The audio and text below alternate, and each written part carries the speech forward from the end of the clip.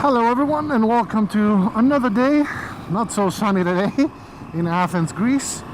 This is your host, Two Greek Wheels, and today I have some touring tips for ya. Here we go.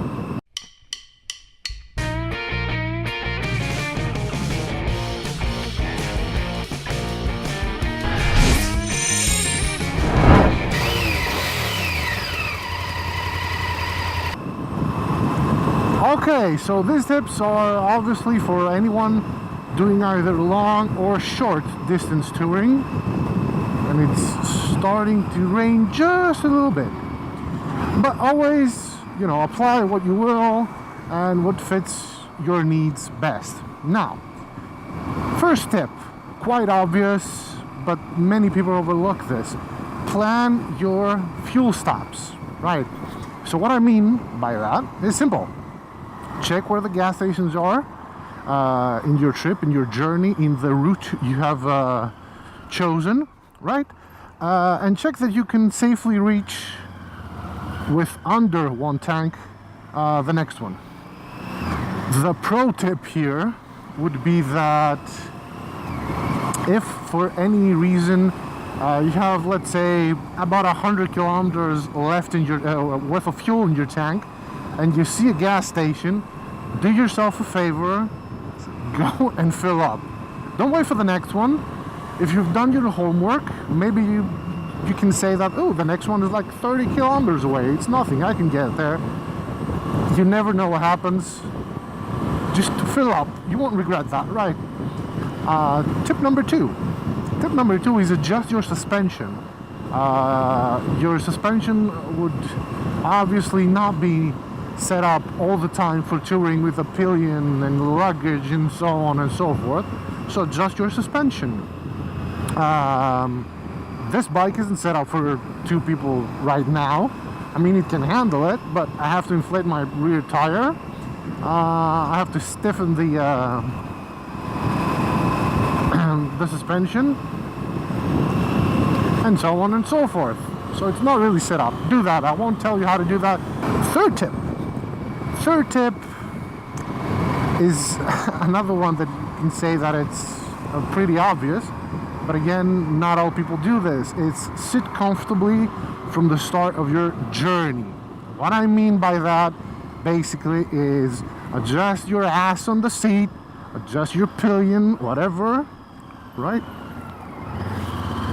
From the get-go, because if you're starting to go sore, that's even harder to come back from. Now what I mean is, if you have a bike like this, which basically is a touring bike, it was sold as an on-off bike, but let's face it, it really isn't. Don't sit on the tank. I've seen so many people sitting on the tank on touring. Just sit comfortably in an upright position as much as you can and relax your shoulders, and relax your hands. No death grip on the bars, because it doesn't really help anything, right? Your hands will be tense and they'll go sore, and once they go sore, it's, as I mentioned with your ass, it's even harder to come back from. So no death grips on the bars, just lightly hang on. The bike isn't going anywhere. Fourth tip for your touring needs would be find your cruising speed. Now your cruising speed, I always thought that in bikes with analog tacks or whatever, it's the middle of the tack, right? So in this bike it's 150 kilometers kph, it's about 93 miles an hour. That's the touring speed. In sixth gear, because in sixth gear you won't burn through fuel too fast, and you'll get to where you're going, because 150 kph is a more than adequate speed to do what you want to do. But adjust to taste, right? It won't be the same for everyone. Just find the fine balance between the speed that you are moving, right? If you're doing 100, I mean kph, not miles, you're not really moving. the nice balance between getting to where you're going in a fast pace or brisk pace, and between fuel economy, right? Because that's got to be a concern as well when touring. That's a nice house. That's new. And the fifth tip is try and predict the movement of cars. It's a turtle. Hey, Mr. Turtle. Oh, let's help this baby out.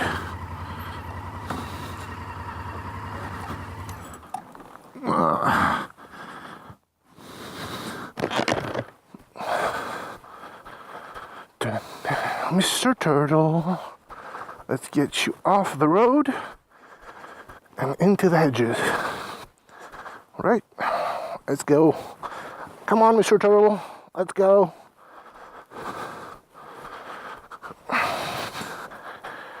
There you go.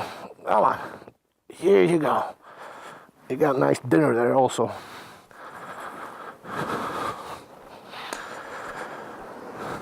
Let's get back and keep talking about the movement of cars.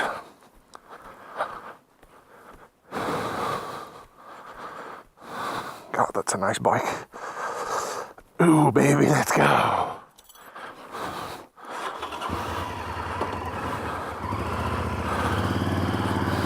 Okay, so let's get back to movement of cars and what I mean by that. This is totally an experience thing, but there is a tip in it for you. Instead of looking at the car in front of you, right, try and look through the glass of the car in front of you, which basically means that you're looking 2 cars ahead now, and so you can be better prepared for what's coming, and you're seeing the heads of the 2 drivers in front of you, which is more important than you'd think. What I mean by that is, don't wait for people to indicate, right? If you watch drivers, if you were experienced enough, you know that car drivers, they get a bit squeamish when they want to do something on the highway, whatever, right? And you can see that. They're bobbing their heads, they're looking at their rear view mirrors. Don't wait for them to indicate, because they actually might never indicate. So you can see that, and you can develop that. You can do it without thinking after a certain period, right? But practice it, and it'll come to you. And you'll get to see what people are gonna do before they do it, right? With just little signs. We're not predicting the future here. This one, actually, that's it. 5 tips. Oh, I got another one for you guys doing short touring, which basically in Greece, for an American, everything is short touring, right? But if you're doing short distance and it's summer and it's hot and so on and so forth, take your hand guards off. Take that shit off, which I have off now. And take them off, but wear gloves. Reason is, I always, okay, when I'm touring, I'm wearing gloves, these gloves. In the summer, because they're summer gloves, but they're still leather. And if for any apparent reason the hand guards are on, then no air flows into the glove to cool my hand, and it's hot as fuck, and sweaty palms instead of inside of leather gloves. Trust me, you don't want to smell that. Okay, so take the hand guards off. Again, short and hot touring. Those were my tips, no pun intended, for touring. If you have others, which I'm sure you will, feel free to let everyone know in the comment section below. That's it from me. 2 Greek Wheels out.